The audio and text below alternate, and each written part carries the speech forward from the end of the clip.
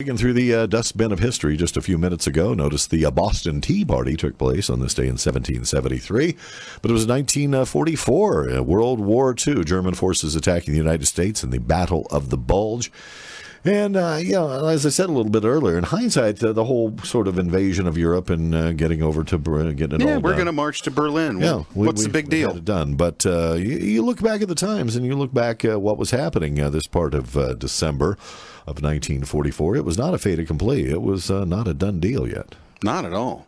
We celebrate or commemorate 70th anniversary of the Battle of the Bulge, and we check in with co-author and historian Christopher Kelly about a new book, America Invades, talking about Bastogne and the Battle of the Bulge. Good morning, Christopher. Good morning. Good morning, Richard Jeff. Happy to be with you. Thank you so much for joining us. It seems like in hindsight, hey, we marched in, got the beachhead in June of 44. Kind of let the Russians, since they okay, you can take Berlin, and then it was kind of over. But it certainly, the Battle of the Bulge, it was not a certain thing, and were we taken by surprise as it's indicated? Absolutely. It was really, Hitler managed to achieve a strategic surprise against the Allies and the Americans with the Battle of the Bulge. In spite of our ability to read the radio decrypts, they basically went to kind of an old school type of military planning and using paper and ink and so forth instead of doing it via radio. So we really didn't know that it was coming, and we had it was a very quiet part of the front with a lot of understrength units that were attacked on 70 years ago today, on the 16th, and beginning with a massive artillery barrage. And for instance, the 101st Airborne, which was later surrounded at Bastogne, the commander of the 101st had been sent back to the States for a Christmas holiday because they really were not expecting anything big to happen. And it was his second in command, who was basically a desk general throughout most of the war, Anthony McAuliffe, who was in command at the time. And, of course, he was surrounded at Bastogne, and when he was asked to surrender by the Germans, he famously answered, "Nuts." Wow. Talk about the stage set for something amazing. He was the man for the hour then.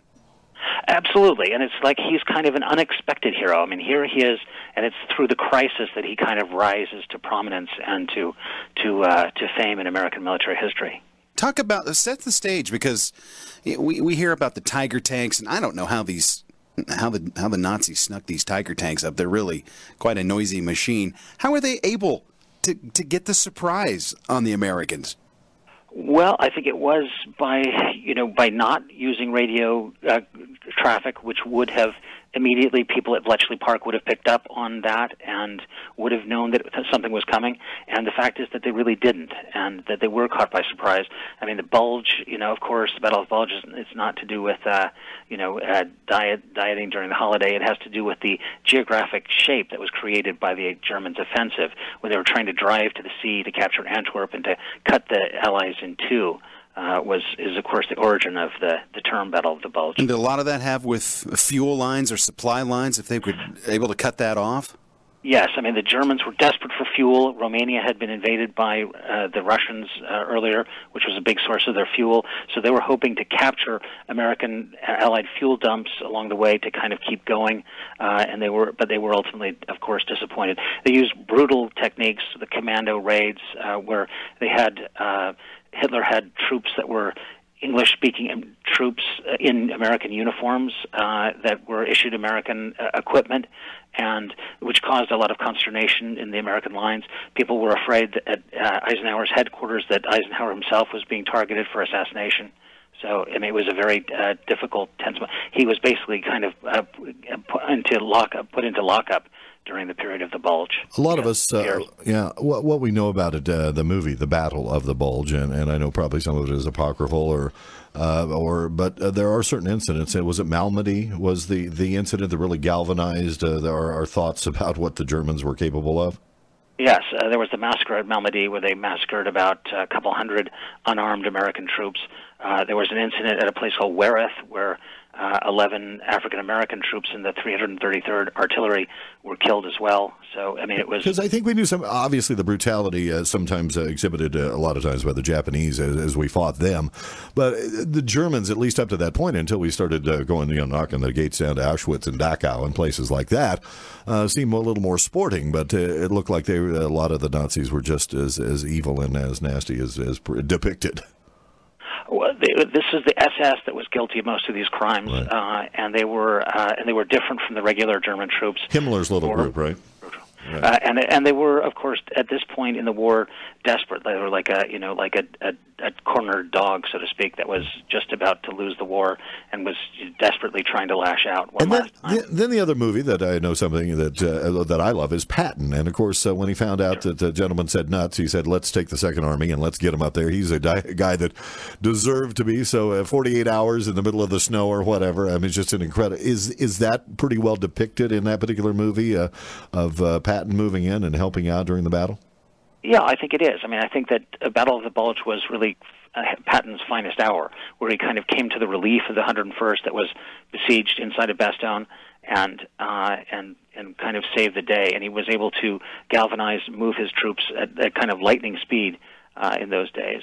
So, yeah, I think he gets a lot of credit for the Bulge. You talked about the barrage that the Germans put on these guys. You talk about tanks coming in. They were running out of ammo.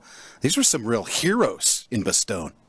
Right, there were. I mean, there's even a connection with Battle of the Bulge, as unlikely as this might seem to the Kennedy assassination, in the sense that J.D. Tippit, who was the Officer Tippit, who was shot almost certainly by Lee Harvey Oswald in Dallas on November 22nd, 1963, he had won a Bronze Star serving at the Battle of the Bulge. So you had guys. I mean, you had guys like Officer Tippit. I mean, you had actually 100,000 American casualties at Bulge. It was the biggest American land battle of World War II. But of course, as we found out, that Hitler had thrown about everything he could muster into this particular battle, and once they had been defeated and thrown back, basically there was a shell left, right? This was the last hurrah for the Nazis. It was their last gasp, absolutely. And it was shortly after that, as you kind of alluded to earlier, that there was this entry into Germany and then the liberation of the concentration camps. 70th anniversary of the Battle of the Bulge. You can look at AmericaInvades.com. The book, America Invades. Co-author Christopher Kelly, kind enough to spend time with us today. Thank you so much. Thanks very much. 5% of all our proceeds go to military charities as well. Wonderful. Thank you so much.